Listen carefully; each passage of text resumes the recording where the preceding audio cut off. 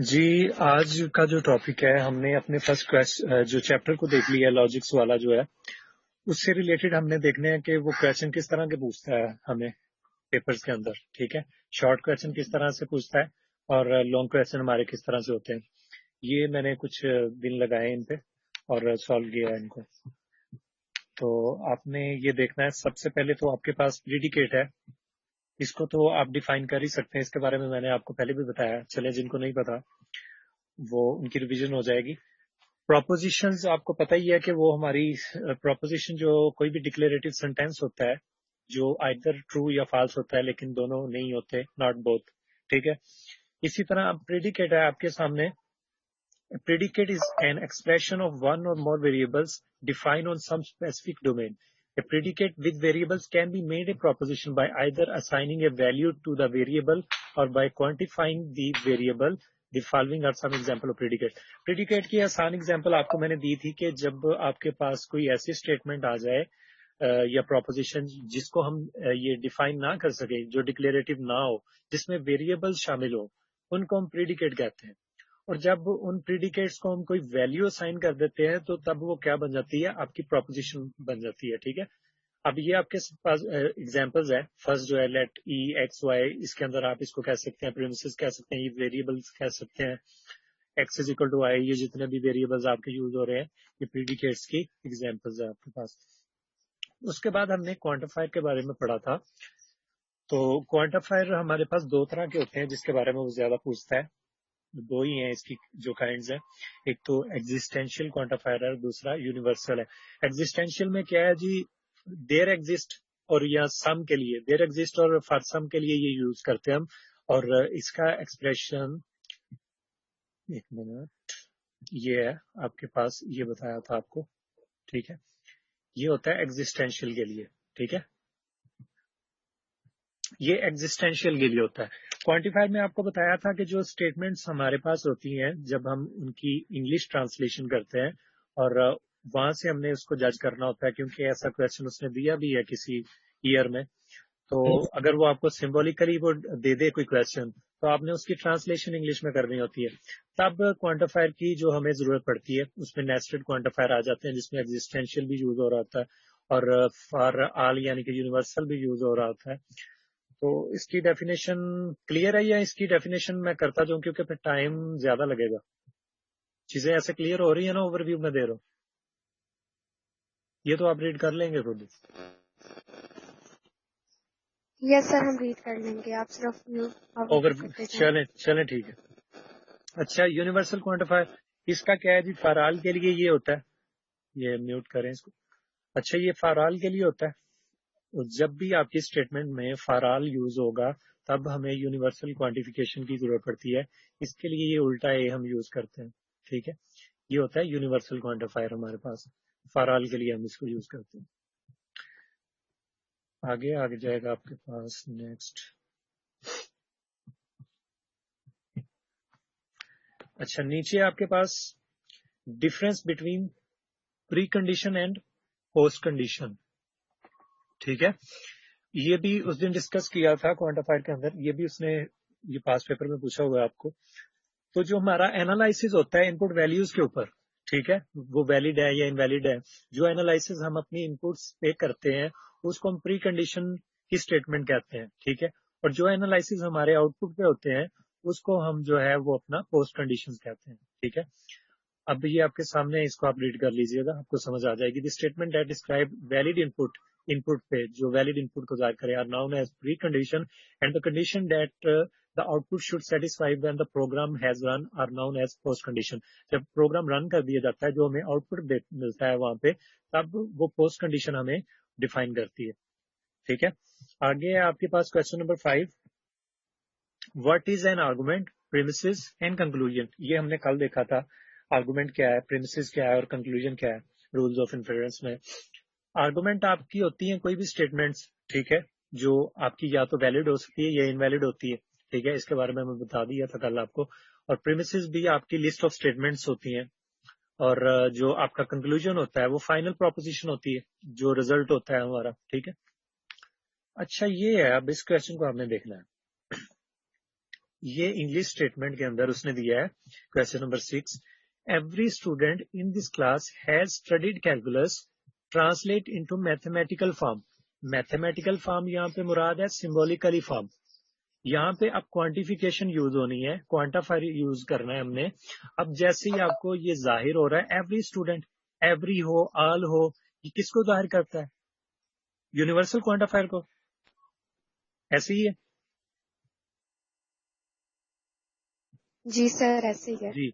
For every student x in this class, x has studied calculus. हमने जो variable x declare कर दिया student के लिए, आगे हम इसको कैसे सॉल्व करेंगे? We introduce C into x. Studied calculus के लिए डिफाइन किया हमने सी, एक जो आप कह ले वेरिएबल नेम, एक प्रोपोजिशन कह ले इसको, which is the statement x has studied calculus, which has the statement x has studied calculus, C into x, इसको शो कर रहा है। Consequently, if the domain of X consists of the student in the class, we can translate our statement as every student के लिए उसने कहा था। तो हमारी ये जो स्टेटमेंट क्या शो कर रही है? X has studied calculus, C into X। अब जो for all student, for every student in this class, उसके लिए हम क्या यूज करेंगे? Universal quantifier. For all of X, C into X। ये आपका आंसर है, ठीक है। अब आपके पास नेक्स्ट क्वांटिफायर है, इसको आपने मैथमेटिकल इसको डिफाइन करना है वैल्यूज देके। जैसे हमने प्रेडिकेट, आप कह लें इसको, ये प्रेडिकेट दिया उसने और इसको प्रोपोजिशन यहाँ बनाना है हमने। वैल्यू अगर दी हो आपने प्रोपोजिशन, उसको कैसे बनाना है? उसको चेक करना होता है उसकी वैलिडिटी कि वो ट्रू है या फॉल्स है। अब यहाँ पे उसने एक दिया आपको, Q into x denote the statement. एक स्टेटमेंट दी है x is equal to x plus one, what is the truth value of the quantification.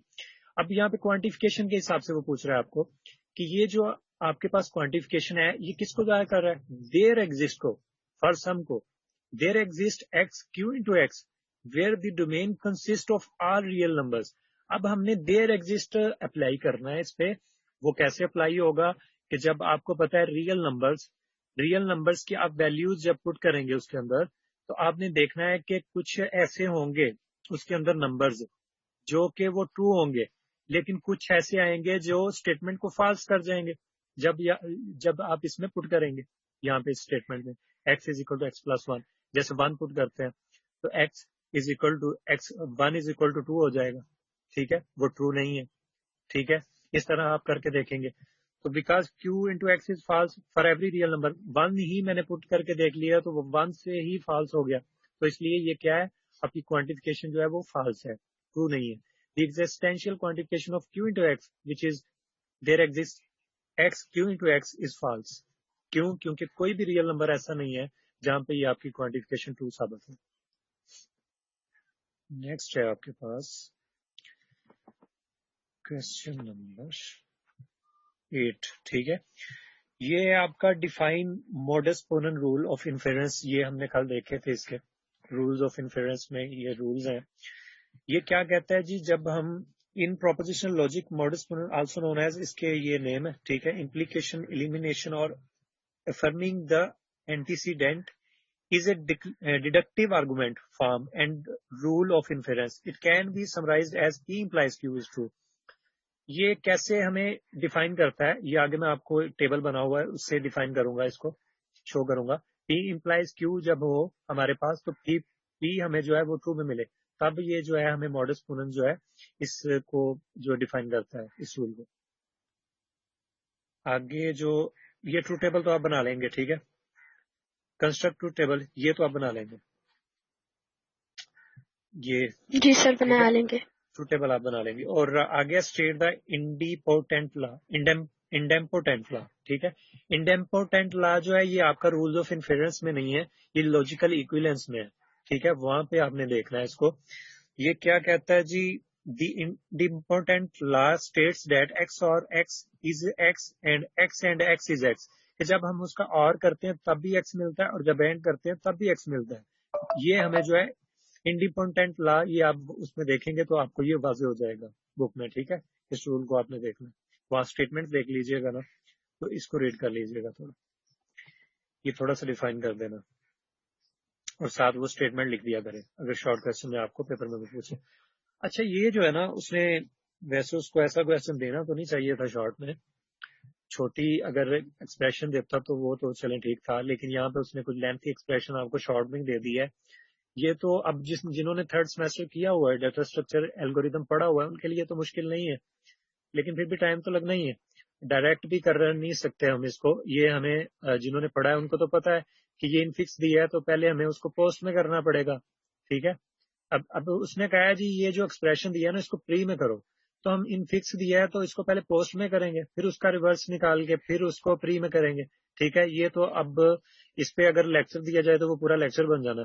तो ये फिलहाल आप जो नहीं समझ सकते वो काइंडली सर्च कीजिएगा इसको, क्योंकि ये आप आगे डाटा स्ट्रक्चर एंड एल्गोरिदम में पढ़ेंगे जो सेकंड सेमेस्टर वाले हैं। थर्ड वालों को तो ये पता चल जाएगा, वो कर लेंगे। ठीक है, what is inverse, converse and contrapositive? जी ये सारे थर्ड के स्टूडेंट जी जी मेरी क्लास में सारे थर्ड के स्टूडेंट्स हैं। आई डोंट थिंक सो कि सेकंड सेमेस्टर का स्टूडेंट होगा यहाँ पे। वही अगर थर्ड के हैं तो वो आप कर मैं लेंगे ही तो सेकंड इसी सेमेस्टर के स्टूडेंट हूँ। जी वही आपके लिए इशू होगा, बाकी थर्ड वाले ये कर लेंगे, उनके लिए मुश्किल नहीं। बाकी जो सेकंड वाले हैं ना, अगर तो आप कह लें कि इसको वैसे ही आप देखना चाहते हैं, क्योंकि ये तो एक दफा ही आया हुआ है, वैसे जरूरी नहीं कि एक चीज है को वो बार बार अगर रिपीट करता है, तो अगर वैसे ही आप इसको याद कर लीजिएगा अगर नहीं हो पाता आपसे। ठीक है, लेकिन डाटा स्ट्रक्चर वाले तो कर लेंगे ये। आगे आपका टाइम कम है, जल्दी करें ये। What is inverse, converse and contrapositive, ये भी मैं आपको बता चुका था उस दिन। ठीक है, P इम्प्लाइज Q जो है, यहाँ पे Q मिस है, ये आपने लिख लेना है। ठीक है, P इम्प्लाइज Q, इसका कन्वर्स होता है Q इम्प्लाइज P। सेकंड वाले ना भी करें जी जी तो वही, आपकी आवाज नहीं ठीक आ रही, अगर ना भी करें तो कोई इशू नहीं है, वही आप इस चीज पे वही इतनी टेंशन ना लें, बाकी आप करने की कोशिश करें जितना कर चुके हैं ये और सेकंड वाले ना कर भी सकते करें हैं। तो कोई इशू नहीं। जी जी, अच्छा ये आगे चलें। Right the converse of this statement, आपको मालूम है ये ऊपर आपने देख ली है, कन्वर्स स्टेटमेंट क्या होती है? P इम्प्लाइज Q की, Q इम्प्लाइज P, ये कन्वर्स स्टेटमेंट आपने कर देनी है। ठीक है, बस यही इसका आंसर है। आगे है जी, if P into x greater than 3, what are the truth values of P4 and P2? अब प्रेडिकेट उसने दिया है और वैल्यूज भी आपको दे दी है, तो आपने ये वैल्यू पुट करके बताना है कि कहाँ पे ये P4 के लिए ट्रू है या फॉल्स है, P2 के लिए ये ट्रू है कि फॉल्स है। ये आप कर सकते हैं। ये देखें कि 4 ग्रेटर देन 3 ये तो ट्रू हो गया, ये 2 ग्रेटर देन 3 ये फॉल्स हो गया, ये इनकरेक्ट है। Using truth table determine whether, ये आप कर लेंगे। ठीक है, ये आपने टोटोलॉजी का मैंने आपको कंसेप्ट दिया है कि जब आप ये ट्रू टेबल डिजाइन करेंगे, अगर तो सारा कंक्लूजन आपका ट्रू में आता है तो फिर आपका रिजल्ट टोटोलॉजी में। ठीक है, ये आप कर लेंगे। आगे है जी, find the conjunction of the proposition P and Q where P is the proposition today, ये भी स्टेटमेंट देखने वाली है। ठीक है, यहाँ पे प्रोपोजिशन को हमने क्या करना है, फाइंड द कंजंक्शन करना of the proposition P and Q where P is the proposition today is holiday and Q is the proposition it is not raining today. Today is holiday and it is not raining today, बहुत easy है, सिर्फ conjunction आपने apply कर देना क्योंकि and use हो रहा है। कंजंक्शन P कंजंक्शन Q, ये आपका आंसर आ जाएगा। अब ये जो है ये कुछ डिफरेंट सी उसने स्टेटमेंट दी हुई है, वैसे इसका बनता तो नहीं है उस तरह से स्टेटमेंट। नेगेशन क्यों नहीं आएगा आगे? It is not raining, it is not raining today, नहीं ठीक, it is not raining today, ठीक है, निगेशन आएगा क्योंकि जो आपका सेकंड कंपल्सरी नहीं, ये निगेशन कंपल्सरी नहीं कि नोट यूज हो गया तो हम उसको निगेट कर देंगे। आपकी प्रोपोजिशन भी निगेशन में हो सकती है। निगेशन में तो हो सकती है, अगर वही कि आप यूज कर लें तो बेटर है, यूज कर लेंगे ना तो वो बेटर है क्योंकि आपकी निगेशन में भी अप्लाई हो जाएगी। ठीक है, उस स्टेटमेंट को निगेट कर देगी। एक्चुअली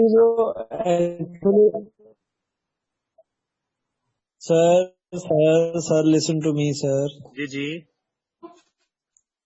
मैं समझ रहा हूँ आपकी बात, कंजक्शन करेंगे आप जब एक्चुअली रिजल्ट वो निकालें। जो वो हमने स्टेटमेंट है ना, जो प्रोपोजिशन है वो नहीं वो जो प्रोपोजिशन है वो हमने जो क्यू लेटी वो इट इज नॉट रेनिंग वाली की है।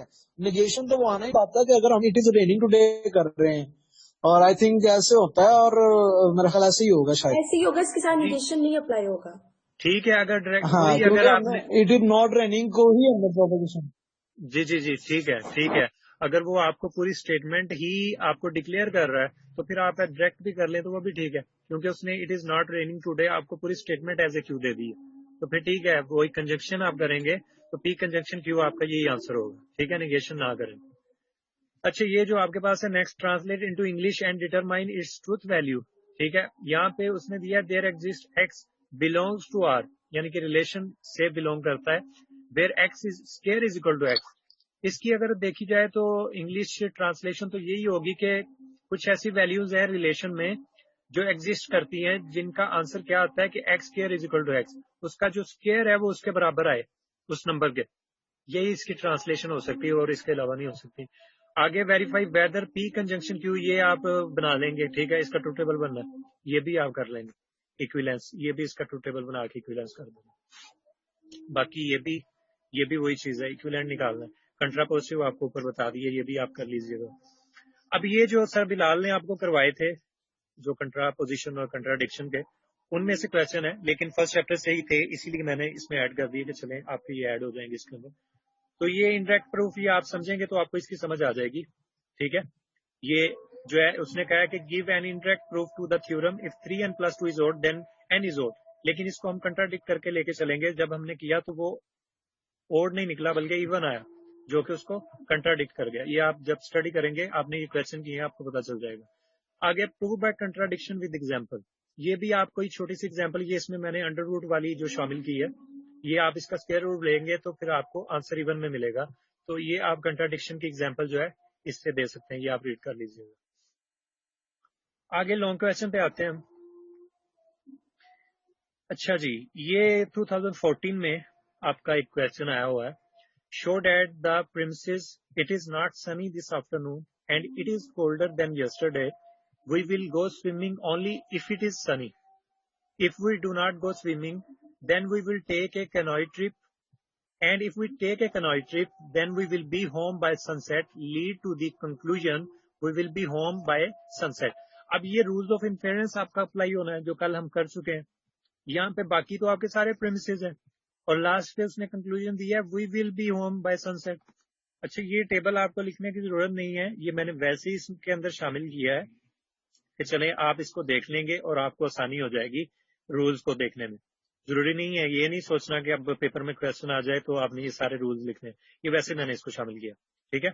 अब इसको अगर देखें हम, पहले रूल को आप देखें, P इम्प्लाइज Q जब हम करते हैं, जब हमारी प्रीमिसेस ये होती है हमारे पास पहली, और जब उसका हम कंजंक्शन P करते हैं, ठीक है, P के साथ, तो कंक्लूजन में हमें Q मिलता है। ये हमें मॉडस पोनेंस कहता है, या तो वो इनवैलिड होगा या वैलिड होगा, ठीक है। जब कंजंक्शन P का करेंगे P इम्प्लाइज Q के साथ, तो Q हमें कंक्लूजन में मिलेगा। इसको हम देयरफॉर भी बोलते हैं, ये जो 3 साइन है इसको कंक्लूजन भी कहेंगे, ठीक है। ये मॉडस पोनेंस आपको कहता है। और मॉडस टोलेंस क्या कहता है जी, जब निगेशन क्यू का हम कंजंक्शन करते हैं P इम्प्लाइज Q के साथ, देन आपको जो कंक्लूजन मिलता है वो क्या मिलता है, निगेशन P मिलता है।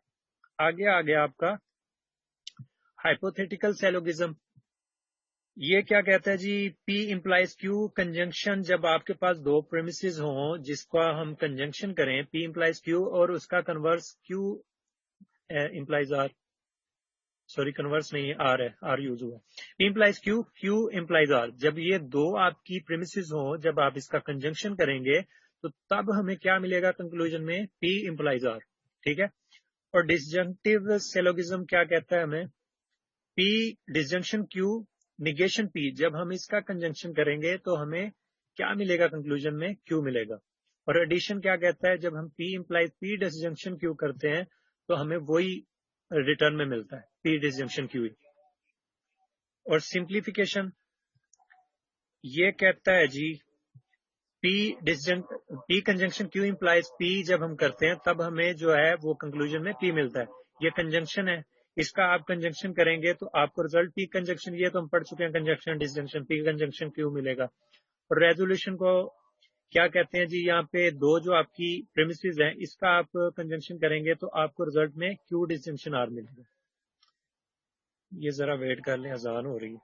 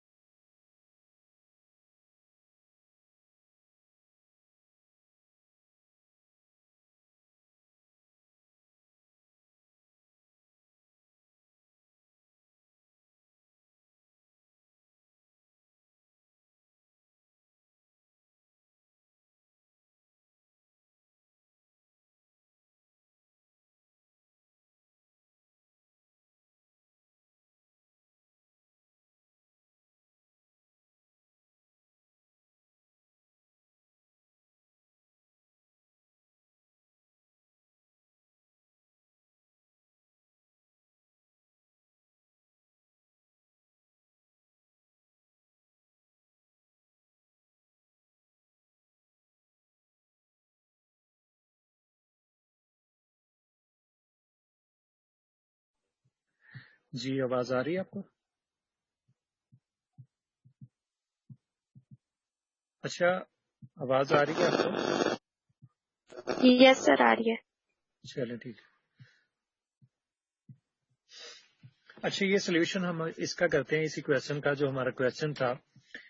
अब उसने क्या कहा जी, let p be the proposition, हमने जो डिनोट कर दिया इसको पी के साथ, it is sunny this afternoon. ठीक है, ये जो एक प्रेमिसेस है इसको पी से लेट कर लिया हमने। दूसरी क्या है जी, क्यू द प्रोपोजिशन, वो कौन सी है जी, it is colder than yesterday. R the proposition we will go swimming. S the proposition we will take a canoe trip. And t the proposition we will be home by sunset. Then the princess become. T अब हमारा यहाँ पे क्या है, conclusion है। ठीक है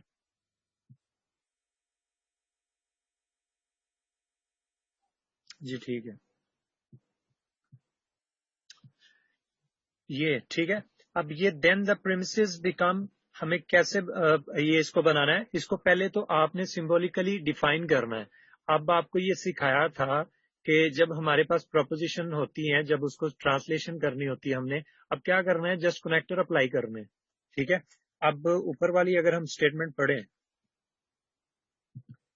तो क्या लिखा था ये देखें, it is not sunny this afternoon and it is colder than yesterday. अब जो सनी के लिए हमने क्या यूज किया है, पी, और कोल्डर देन यस्टरडे के लिए क्या किया है, क्यू। तो it is not sunny this afternoon, not Sunny mean, ले काउंटडाउन शुरू हो गया जी। अच्छा, निगेशन पी, और इसका हमने क्या करना है, एंड कर देंगे किसके साथ, क्यू के साथ। ठीक है, कंजंक्शन कर देंगे इसी तरह। ये अब टाइम भी कम है, बाकी आपको समझ आ जाएगी, ये मैंने एक एक्सप्लेन कर दिया, तो बाकी भी आप देख लेंगे। अब ये आर इम्प्लॉयज पी, इसका क्या मतलब है, इफ आर से क्या मतलब है, यहाँ पे जो डिफाइन किया हमने, we will go swimming, we will go swimming. If then किस पे अप्लाई होगा, पी पे। पी क्या है हमारे पास, पी इट पे इज सनी दिस आफ्टरनून। जी क्या कह रहे हैं? कुछ नहीं सर, वही कह रहे थे कि पी पे इम्प्लाइज होगा। जी, ये इम्प्लाइज हो जाना है। ठीक है, उसके बाद कुछ भी नहीं, ये आप समझेंगे तो आप खुद करेंगे, आपको समझ आ जानी है। उसके बाद निगेशन आर, उसका हमने निगेशन कर दिया और इम्प्लाइज कर दिया इसके साथ। एस हमारे पास था यहाँ पे, स्विमिंग वाला है आई थिंक, ये है नहीं, कैनोई ट्रिप वाला, we will take a canoe trip. ठीक है, और उसके बाद एस इम्प्लाइज टी कर देना आपने। वो वैसे ऊपर स्टेटमेंट लिखी है आपकी, आपको समझ आ जाएगी, जो पेपर में उसने दी है ना, तो वो हो जाती है, वो मुश्किल नहीं है। देखने वाली चीजें नहीं, ये नीचे वाली, आगे इसको कैसे लेके चलना। The conclusion is simply t है हमारे पास, we need to give a valid argument with premises. ये हमारी प्रेमिसेस बन चुकी हैं सारी। ठीक है, ये हमने बना ली। ये सबसे पहले तो ये काम करना है, सारी प्रेमिसेस बना लेनी है, सिंबॉलिकली उसको डिफाइन कर देना है। उसके बाद क्या करना होता है, हमने इसको आर्गुमेंट अप्लाई करने होते हैं, इस पे रूल्स ऑफ इन्फ्रेंस। ठीक है, सबसे पहले अब आपकी जो प्रेमिसेस थी ना, इसमें प्रेमिस वो थी निगेशन पी कंजंक्शन क्यू। ठीक है, अब निगेशन पी जब हम कंजंक्शन क्यू करते हैं ना, आप सिंप्लीफिकेशन रूल देखेंगे ऊपर जो मैंने आपको डिफाइन कर चुका हूं, तो उसका जो कंक्लूजन हमारे पास आता है वो निगेशन पी आता है।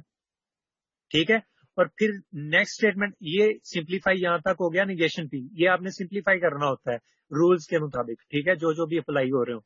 अब आर इम्प्लाइज पी है, ये प्रीमिसेस है आपकी सेकंड। अब इस पे उसने क्या अप्लाई किया है, ये रूल अप्लाई किया है मॉडस्ट टोलेंस का 2 और 3 पे, यानी कि ये निगेशन पी और आर इम्प्लाइज पी। अब दो उसने प्रीमिसेस दोनों को जोड़ के उसका कंजंक्शन किया, negation P R implies P, ये आप देखेंगे मॉडस्ट टोलेंस में, तो वो निगेशन आर के इक्वल आता है कंक्लूजन में, कंक्लूजन आपको निगेशन आर देगा। अब उसके बाद तीसरी आपके पास प्रीमिसेस है निगेशन आर इम्प्लाइज एस। ये जब आपने मॉडस्ट पोनेंस इस पे अप्लाई किया 4 और 5 पे, निगेशन आर इम्प्लाइज एस, तो मॉडस्ट पोनेंस क्या करता है, जब आपकी सेम जब आती है ना निगेशन वाली जो प्रीमिसेस, तब उसको ये कैंसिल कर देता है, और रिजल्टेंट में आपके पास क्या आ जाएगा, एस आ जाएगा। ठीक है, ये मॉडस्ट पोनेंस अप्लाई होगा दोनों पे, 4 5 पे। उसके बाद लास्ट प्रीमिसेस आपके पास बचती है एस इम्प्लाइज टी, और ये हमने क्या, इस पे भी मॉडस्ट पोनेंस अप्लाई किया है 6 और 7 पे। जब एस आपका एस वही, फिर सिमिलैरिटी आ गई है। अब ये भी दोनों कैंसिल हो जाएंगे, तो आपके पास कंक्लूजन में क्या बचेगा, टी मॉडस पोनेंस ये आपको कहता है, ठीक है, ये अप्लाई हो गए। उसके बाद नीचे देखते हैं, note that we could have used a truth table to show that whenever, अब इसका आप ट्रूथ टेबल भी बना सकते हैं, जितनी भी प्रीमिसेस थी वो आप करके दे सकते हैं। ये 16 में उसने पूछा हुआ था, ऐसा क्वेश्चन जो था उसमें ट्रूथ टेबल भी पूछा हुआ था उसने। Whenever each of the 4 hypothesis is true the conclusion is also true, कि जब प्रीमिसेस सारे हमारे ट्रू होंगे, ये कल भी हमने देखा था, तभी हमारा कंक्लूजन ट्रू होगा, तो फिर हम उसको फिर ही हम उसको वैलिड कहेंगे, ठीक है, कंक्लूजन भी जब ट्रू होगा प्रीमिसेस के साथ, जो क्रिटिकल रोज होती है हमारी। However, because we are working with 5 propositional variables P, Q, R, S and T, such a truth table would have 32 rows. कि वो कह रहा है कि वही केस के लिए थोड़ा सा लेंथी तो हो जाएगा, लेकिन जितने वही हमारी प्रोपोजिशन बढ़ती है उतना ही फिर उसको टेबल को भी एक्सपेंड करना पड़ता है, ठीक है। बाकी आप इसको करके देखेंगे, अगर वो कहे तो फिर करना पड़ता है, और ऐसा किया था उसने 2016 में। अब इसको क्या करना होता है, हमने कंक्लूजन इसका निकालना होता है। वो कैसे निकालना होता है, लास्ट पे जाके इसकी एक ट्रिक होती है कि आपने जितनी भी स्टेटमेंट जो रूल्स पे अप्लाई की होती हैं, वो आपने नीचे से ऊपर लेके इसको चलना होता है, नीचे से ऊपर लेके चलना होता है। जैसे सबसे पहले आपके पास क्या थी ऊपर, ये देखें, निगेशन पी कंजंक्शन क्यू। इसको जब हमने यहाँ पे डिफाइन किया तो लास्ट पे आपके क्या है, एस इम्प्लॉयज टी प्रिमिसेस थी, जिसका कंक्लूजन टी निकला था। अब हमने ये नीचे से ऊपर लेके जाना है इसको। पहले क्या करना है, टी इज इफ ट्रू, जो भी आपका कंक्लूजन आया बस उसको ही डिफाइन करना और कुछ भी नहीं करना, कि T is true if S employees T is true and S is true, ये मॉडस पोनेंस साथ उसको डिफाइन कर देंगे। इसी तरह आपने ऊपर वाली स्टेटमेंट कर लेनी है, ठीक है, इसको डिफाइन कर देना। और उसके बाद जब ये आप डिफाइन कर लेंगे तो लास्ट में जाके फाइनली आपने अपनी जो है इसको सिंबॉलिकली डिफाइन कर देना है। इसका भी यही तरीकाकार है। ये देखें, सबसे पहले जो लास्ट पे जब हमने इसका जो सेकंड स्टेप किया तो लास्ट पे उसका क्या निकला, negation P is true if negation P conjunction Q is true, simplification वाला। तो इसमें ये देखें वही रूल अप्लाई किया कि हमने नीचे से इसको ऊपर लेके जाना। जो पहला स्टेप हमारा क्या आया, निगेशन पी कंजंक्शन क्यू, और उसको इम्प्लाइज कर दिया हमने किसके साथ, निगेशन पी के साथ। ये जो सिंप्लीफिकेशन आपकी, ऐसे ही आप सेकंड स्टेप को देख लें, उसमें क्या किया उसने, आपके पास निगेशन पी थी मॉडस टोलेंस की, उसके बाद उसने क्या किया, नेक्स्ट उसका इम्प्लाइज कंजंक्शन कर दिया आर इम्प्लाइज पी, और उसके बाद एज सोन वो फिर उसके इम्प्लाइज निकाल दिया आर के साथ, ठीक है। ऐसे ही आप अब ये थर्ड करेंगे फिर फोर्थ करेंगे, और ये आपका आंसर है, ये सोल्यूशन ऑफ फाइनल। जी टाइम भी कम है बहुत। अब ये 2015 का है, ये आपको उसने क्वांटिफायर्स पूछे हुए हैं, ठीक है, ये नेस्टेड क्वांटिफायर में से है क्वेश्चन। ये उसने आपको क्वांटिफायर तो दे दी है, लेकिन आपने इसकी ट्रांसलेशन करनी है इंग्लिश स्टेटमेंट के अंदर, ठीक है। अब पहले को हम देखते हैं, यहाँ पे उसने निगेशन टी हमें दिया है और साथ वेरिएबल कह लें या प्रोपोजिशन उसने एक दे दी है नेम, अब्दुल्ला हुसैन और जापानीज, ठीक है। अब इसका अगर देखें हम, निगेशन टी उसने किया हुआ है, ऊपर सारा उसने डिफाइन कर दिया है डोमेन्स को, और साथ ये आपको स्टेटमेंट उसने क्वांटिफायर में दे दी। बाकी ये समझने वाली चीजें आपको इनका पता होना चाहिए, क्वांटिफायर का पता होना चाहिए, यूनिवर्सल एग्जिस्टेंशियल दोनों का, और उसके अलावा जितने भी हमारे कनेक्टर्स हैं उनका पता होना चाहिए। ये बाई इम्प्लीकेशन का लगा हुआ है, डबल हेडेड एरो, ठीक है।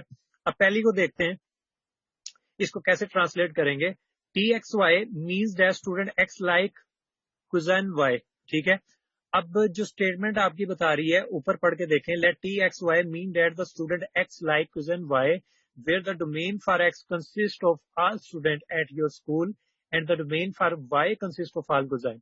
Express each of these statements by a simple English sentence. अब इसके हिसाब से हमने इसको सॉल्व करना है।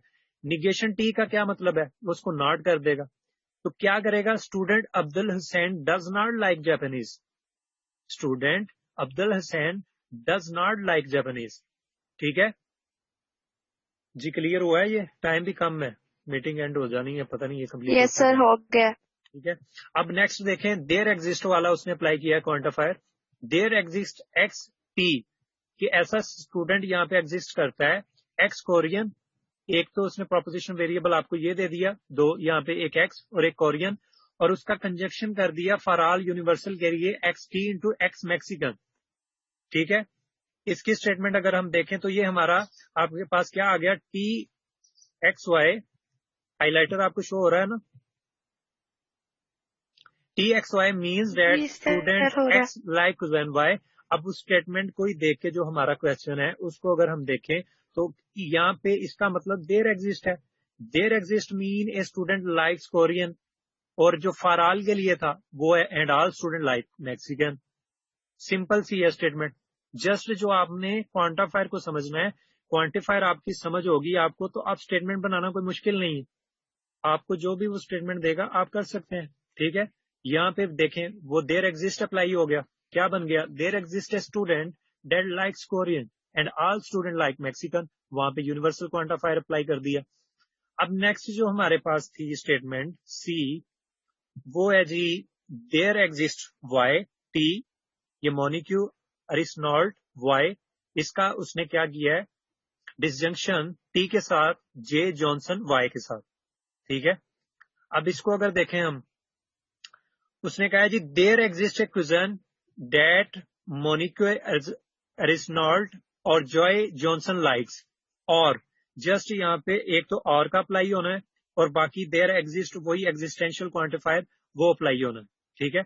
बाकी उसने ये शो कर दिया नीचे, ये मीन्स देयर एग्जिस्ट और ये डिसजंक्शन मीन, और ये आपने उस स्टेटमेंट में डाल देना है, ठीक है। अब यहाँ पे दो स्टेटमेंट होंगी क्योंकि वहां पे आई थिंक बाय इम्प्लीकेशन है, डी में नहीं हुई यूज, यहाँ पे सिंगल वही कंडीशनल है। तो इसको देखते हैं हम। ये यहाँ पे कह रहा है जी TXY मीन्स दैट, ये सारी स्टेटमेंट सभी के लिए